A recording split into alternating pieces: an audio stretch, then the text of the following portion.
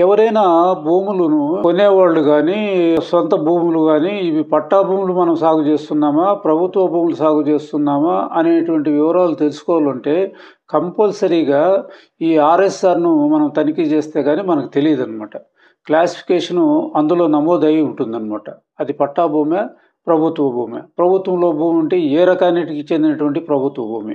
మొత్తం వివరాలతో ఉన్నటువంటి ఈ పుస్తకం.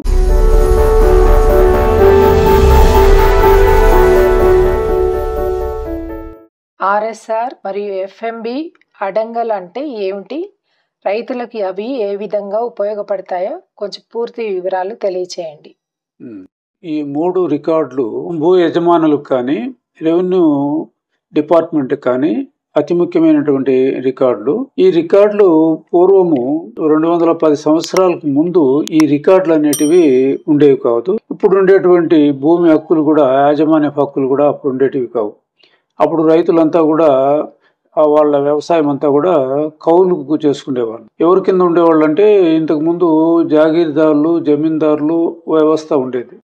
ఆ వ్యవస్థ కింద రైతులంతా కూడా పనిచేసేవాళ్ళు. ఒకరు కూడా సొంత యజమానులు అనేవాళ్ళు ఉండేవాళ్ళు కాదు. అయితే వీళ్ళు చేసుకున్నటువంటి పంటలో 1/6 భాగము వీళ్ళ దగ్గర నుండి వసూలు చేసి, దాంట్లో ఖజానాకు తక్కువగా జమ చేసి, మిగిలిందంతా కూడా ఈ జాగీర్దారులు తర్వాత జమీందారులు మాత్రమే వాళ్ళు ఉపయోగించుకునేవాళ్ళు. ప్రభుత్వానికి చాలా తక్కువ మొత్తంలో పోయేదాని వల్ల అప్పటి ఉమ్మడి రాష్ట్ర గవర్నర్ అయినటువంటి థామస్ మన్రో అనేటువంటి ఒక బ్రిటిష్ గవర్నరు, ఆయనకు వచ్చినటువంటి ఆలోచన వచ్చిందంటే, మనము రైతులకు ప్రభుత్వానికి మధ్యంతర వ్యవస్థ ఎందుకు ఉండాలా, డైరెక్ట్గా రైతుల నుండే ఈ పన్నులు వసూలు చేస్తే బాగుంటుందన్నటువంటి ఆలోచన వచ్చి ఆయన రైతువారి విధానము మొదలు పెట్టాలా అనేటువంటి ఆలోచనతో ముఖ్యంగా ముందుగా ఏం చేయాలా, భూమి అంతా సర్వే చేయాలా, సర్వే చేసిన తర్వాత ఎవరెవరి రైతుల స్వాధీనంలో ఎంతెంత భూమి ఉంది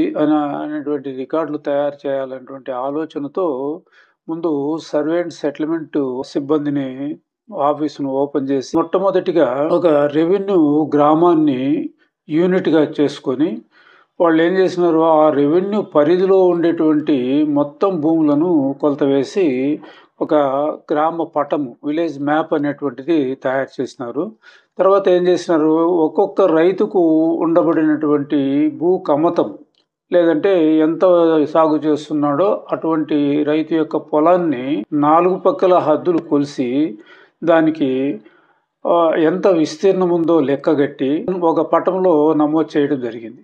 ఆ పటం కూడా ఒక్కొక్కరికి ఒక్కొక్క సర్వే నెంబర్కు ఒక పటం తయారు చేయడం జరిగింది. అందులో జిల్లా పేరు, తాలూకా పేరు, తర్వాత రెవెన్యూ గ్రామం పేరు, అది ఏ సర్వే నెంబరు, అందులో ఎంత విస్తీర్ణం ఉంది అనేటువంటి వివరాలు కూడా అందులో నమోదు చేయడం జరిగింది. చుట్టుపక్కల ఏ సర్వే నెంబర్లు ఉన్నాయి అనేటువంటి వివరాలు కూడా అందులో నమోదు చేసినారు.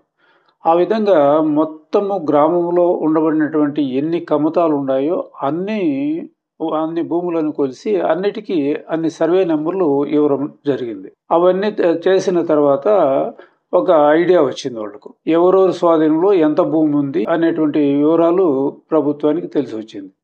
ఇవన్నీ ఏం చేసినారు, ఒక 100 పటాలు కలిపి ఒక బుక్ మాదిరిగా కుట్టి అట్లా గ్రామంలో ఎన్ని సర్వే నెంబర్లు ఉంటాయని, ఉదాహరణకి 2000 సర్వే నెంబర్లు ఉన్నాయనుకో, 2000 సర్వే నెంబర్లు 100 పటాలుగా ఒక బుక్ కొట్టి ఎఫ్ఎంబిగా తయారు చేసినారు. ఎఫ్ఎంబి అంటే ఫీల్డ్ మెజర్మెంట్ బుక్ అని అంటాం. ఇది తయారైన తర్వాత మళ్ళీ ఏం చేసినారు, గ్రామ పటంలో ఇవన్నీ కూడా పొందుపరచడం జరిగింది.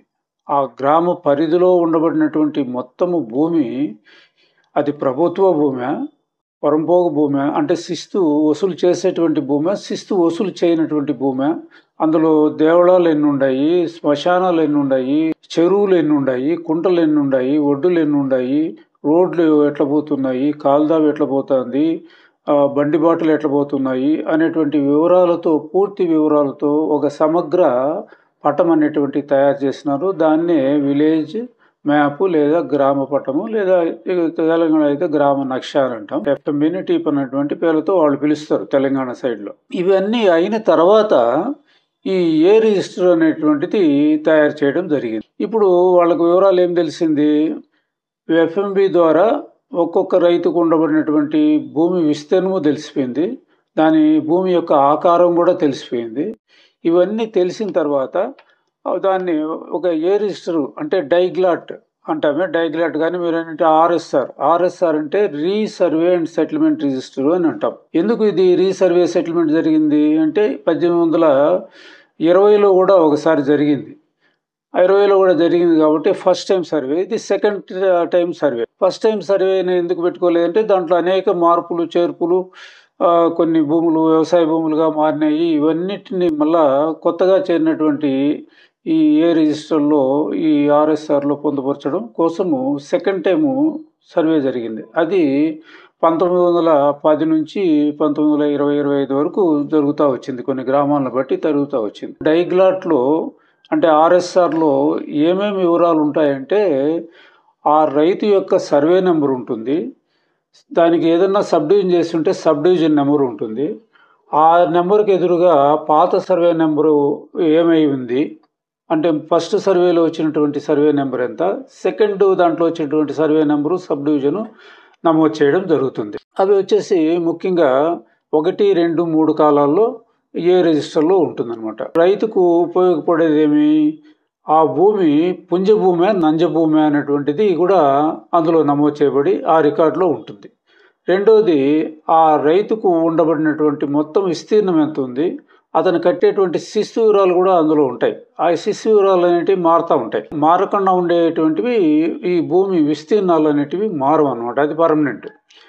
తర్వాత 16వ కాలంలో వచ్చేసి ఏ రైతు స్వాధీనానుభవంలో ఉంది అనేటువంటిది ఆ రైతు యొక్క అంటే 1810లో ఆ రీసర్వే జరిగేటువంటి సమయంలో ఉండేటువంటి రైతు వివరాలు అందులో నమోదు చేయడం జరుగుతుంది. అందులో కూడా గ్రామ పట్టంలో పొరంపోగులని చూపించినారు కదా, దాన్ని పి అనేటువంటి అక్షరంతో చూపించడం జరిగింది. పి అనేటువంటిది అంటే పొరంపోగు భూమి అని అర్థం. అంటే దానివల్ల ఎలాంటి శిస్తు రాదు అనమాట. రైతుల స్వాధీన అనుభవంలో ఉండేటువంటి భూమికి మాత్రమే శిస్తు లెక్కగట్టి వాళ్ళ దగ్గర నుండి డైరెక్ట్గా వసూలు చేయడం మొదలుపెట్టినారనమాట.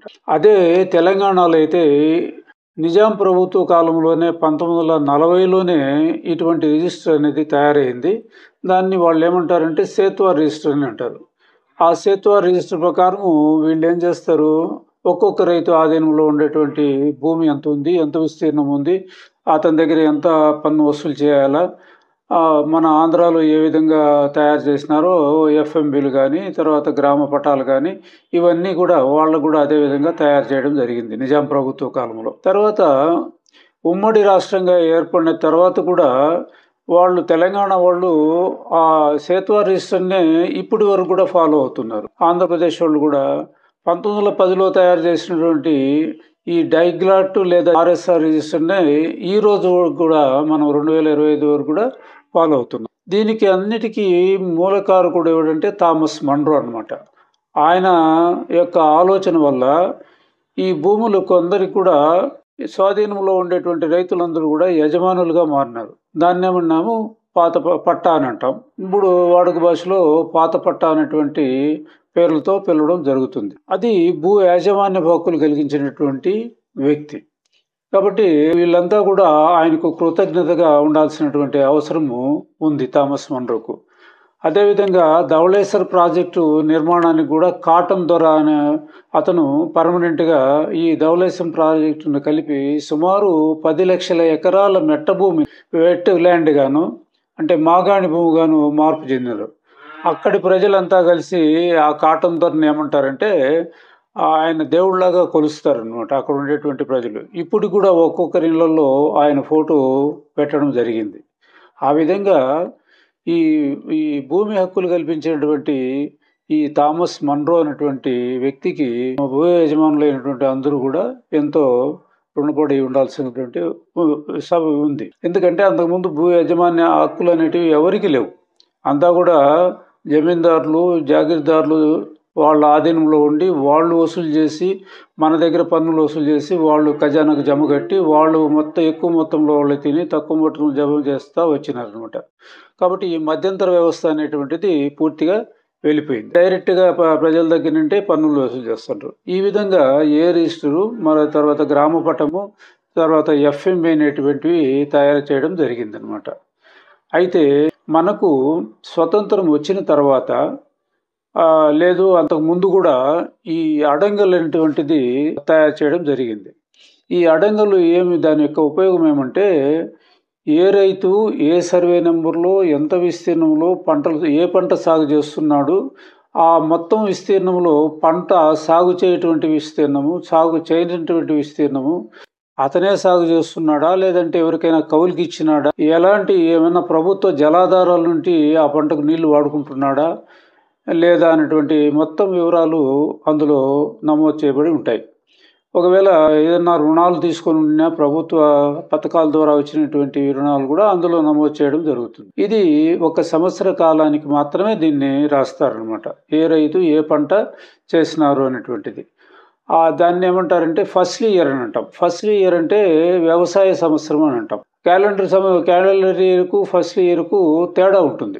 అది మనం ఫస్ట్ ఇయర్ను క్యాలెండర్ మార్చాలంటే ఆ ఫస్ట్ ఇయర్ నుంచి 590 అనేటువంటి నెంబర్ని యాడ్ చేస్తే క్యాలెండర్ ఇయర్ వస్తుంది.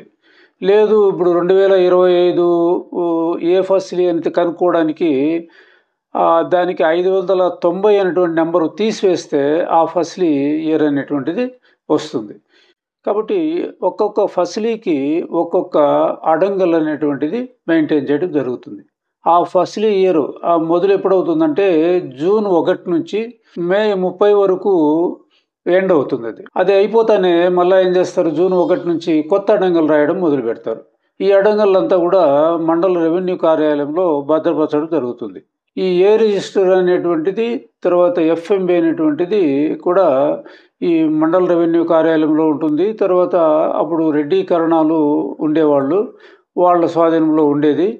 ఇప్పుడు విఆర్ఓ వ్యవస్థ వచ్చిన దానివల్ల వాళ్ళ స్వాధీనంలో ఉంటుంది. ఎవరైనా భూములను కొనేవాళ్ళు కానీ తర్వాత సొంత భూములు కానీ ఇవి పట్టా భూములు మనం సాగు చేస్తున్నామా ప్రభుత్వ భూములు సాగు చేస్తున్నామా అనేటువంటి వివరాలు తెలుసుకోవాలంటే కంపల్సరీగా ఈ ఆర్ఎస్ఆర్ను మనం తనిఖీ చేస్తే కానీ మనకు తెలియదు అనమాట. క్లాసిఫికేషను అందులో నమోదై ఉంటుందన్నమాట. అది పట్టా భూమే ప్రభుత్వ భూమి. ప్రభుత్వంలో భూమి ఉంటే ఏ రకానికి చెందినటువంటి ప్రభుత్వ భూమి, పొరంపోగు అయితే ఏ రకానికి చెందినటువంటి పొరంపోగు భూమి అనేటువంటి మొత్తం వివరాలతో కూడి ఉన్నటువంటి ఈ పుస్తకం. అందువల్లనే ఇది అతి ముఖ్యమైనటువంటి రికార్డు, పర్మనెంట్ రికార్డు అనే పేర్లతో మనం పిలవడం జరుగుతుంది. తర్వాత ఈ ఏ రిజిస్టర్ ఆధారంగానే మిగతా రిజిస్టర్లు కూడా తయారు చేయడం జరుగుతుంది. ఇప్పుడు 1971లో వచ్చినటువంటి 6 చట్ట ప్రకారం కానీ 1989లో వచ్చినటువంటి 6 చట్ట ప్రకారం కానీ ఈ రైతులకు వారి భూమి హక్కుల గురించి పట్టాదారు పాస్బుక్లు ఇవ్వడం జరిగింది. ఈ పట్టాదారు పాస్బుక్లు కూడా ఏ రిజిస్టర్లో ఉండేటువంటి విస్తీర్ణానికి టాలీ చేసుకోవాల్సిన అవసరం ఉంది. చాలా మండల ఆఫీసుల్లో, మండల రెవెన్యూ ఆఫీసుల్లో ఏ రిజిస్టర్కు ఉండేటువంటి విస్తీర్ణానికి ఆర్ఓఆర్ 1-1బిలో ఉండేటువంటి విస్తీర్ణానికి చాలా తేడాలు ఉంటాయి. ఉదాహరణకి సర్వే నెంబరు 30 అనేటువంటి సర్వే నెంబర్లో 5 ఎకరాలు ఉందనుకో, పట్టాదారు పాస్బుక్లు 8 ఎకరాలు కూడా ఇచ్చినటువంటి సందర్భాలు కూడా చాలా ఉన్నాయన్నమాట. కాబట్టి దాన్ని సర్చ్ చేసుకోవడానికి ఏ రిజిస్టర్ని ఆధారంగా చేసుకొని ఆ విస్తీర్ణాలను రెవెన్యూ సిబ్బంది కానీ తర్వాత పట్టాదారు పాస్బుక్లు తీసుకున్నటువంటి వ్యక్తులు కానీ తనిఖీ చేసుకోవాల్సిన అవసరం ఎంతైనా ఉంది. తర్వాత ఎంజాయ్మెంట్ ఆన్ గ్రౌండ్, రేపు ఎవరన్నా ఆ భూములు కొనుక్కోవాలనుకుంటే ఈ రికార్డులను అన్నింటినీ చూపెట్టాలి. ఎంజాయ్మెంట్ ఆన్ గ్రౌండ్ ఈయన సొంతంగా సాగు చేస్తున్నాడా లేదా అనేటువంటి వివరాలు ఇటు అడంగల్లోనూ చూసుకోవాలా, తర్వాత భూమి పైన అతనే ఉండాడా లేకంటే ఏదైనా కౌలుదారు ఉండాడా అనేటువంటి వివరాలు కూడా తెలుసుకోవాలా. కౌలుదారు ఉన్నట్లయితే ఇప్పుడు మనం ఇచ్చేటువంటి 2 పాస్బుక్లో ఒక పాస్బుక్ వచ్చేసి కౌలుదారికి ఇస్తారు, రెండవది వచ్చేసి యజమానికి ఇస్తారన్నమాట. అంటే యాజమాన్య హక్కులు ఇతనికే ఉన్నాయి అని ధృవపరిచేటువంటి దాన్ని టైటిల్ డీడ్ అంటాం. ఈ టైటిల్ డీడ్ పాస్బుక్ వచ్చేసి అతనే స్వయంగా చేస్తా అంటే ఆ పాస్బుక్ కూడా అతనికే వస్తుంది. లేదు ఎవరన్నా కౌలుకు చేసుకుంటా ఉన్నట్లయితే అతని కౌలుదారికి ఇస్తారు. కౌలుదారికి ఎందుకు అవసరం అవుతుందంటే ఏదన్నా ప్రభుత్వ పథకాల నుంచి ఏదైనా రుణ సహాయము అందినట్లయితే, సబ్సిడీలు కానీ ఏదైనా అందినట్టయితే అతనికి చెందుతుంది. అట్లయితే పంట నష్టం ఎప్పుడైనా ప్రభుత్వం ప్రకటించినప్పుడు ఆ పంట నష్టం కూడా కౌలుదారికే చెందుతుంది. అందువల్ల కౌలుదారుకు ఆ బుక్ ఇవ్వాలనేటువంటి నిర్ణయం ప్రభుత్వం తీసుకొని అతనికి కౌలుదారు బుక్ కింద ఇస్తామంట. చాలా మటుకు సొంతదారులే చేస్తున్నారు కాబట్టి, యజమానులే చేస్తున్నారు కాబట్టి, ఈ 2 బుక్కులు కూడా యజమానులకే పాస్‌బుక్ మరియు టైటిల్ ఇవ్వడం జరుగుతాంది. ఇప్పుడు దాన్ని రెండింటిని కలిపి ఒక బుక్కుగా ఇస్తున్నారు. మీరు రైతులుగా ఉన్నటువంటి వ్యక్తులు ఏం చేయాల్సొస్తుందంటే, ఏ రిజిస్టర్ అనేటువంటిది ఒక నకలు ఇన్ఫర్మేషన్ యాక్ట్ కింద అప్లై చేసుకొని తీసుకోవాల్సిన అవసరం ఉంది. ఎఫ్ఎంబి కూడా తీసుకోండి. ఎఫ్ఎంబి ప్లస్ అడంగల్ కూడా. అడంగలు ఎవ్రీ ఇయర్ తీసుకుంటే ఇంకా మంచిది. సుమారు ఒక 10 ఏండ్ల అడంగలు మీ దగ్గర పెట్టుకుంటే మంచిది. ఎందుకంటే యజమాని పేరు రాస్తున్నాడా, లేదా పక్కోని పేరు రాస్తున్నాడా, లేకంటే వేరే వాళ్ళ పేరు రాస్తున్నాడా అనేటువంటి వివరాలు మీకు తెలియవు. అది విఆర్ఓ దగ్గర ఉంటుంది. విఆర్ఓకు కూడా మీరు ఇన్ఫర్మేషన్ యాక్ట్ కింద ₹10 ఐపీఓ కట్టినట్లయితే, ఇండియన్ పోస్టల్ ఆర్డర్ కట్టి అర్జీ సమర్పించినట్లయితే ఎంఆర్ఓ 15 రోజుల లోపల మీరు కోరినటువంటి రికార్డులన్నిటి కూడా ఇవ్వడం జరుగుతుంది. కాబట్టి ఇవన్నిటిని కూడా మీరు చూసి పెట్టుకోవాల్సిన అవసరం ఉంటుంది. ఒకవేళ ఈ ఆర్ఓఆర్ 1బి అనేటువంటిది ఆన్‌లైన్‌లో కూడా పొందుపరచడం జరిగింది. అది కూడా మీరు తీసుకొని మీ పాస్‌బుక్‌కు అందులో ఉండేటువంటి 1బిలో నమోదు చేసినటువంటి విస్తీర్ణాన్ని కూడా టాలీ చేసుకోవాలి. ఏదైనా తేడా ఉన్నట్లయితే మండల రెవెన్యూ కార్యాలయానికి పోయి మీరు అవన్నీ కూడా సరిచేసుకోవాల్సినటువంటి అవసరం ఎంతైనా ఉంటుంది. కాబట్టి రైతులు ముఖ్యంగా గమనించాల్సింది ఏమంటే, మీ భూమికి సంబంధించినటువంటి రికార్డులన్నిటిని కూడా మీ దగ్గర పెట్టుకోవడం చాలా ముఖ్యమైనటువంటి విషయం.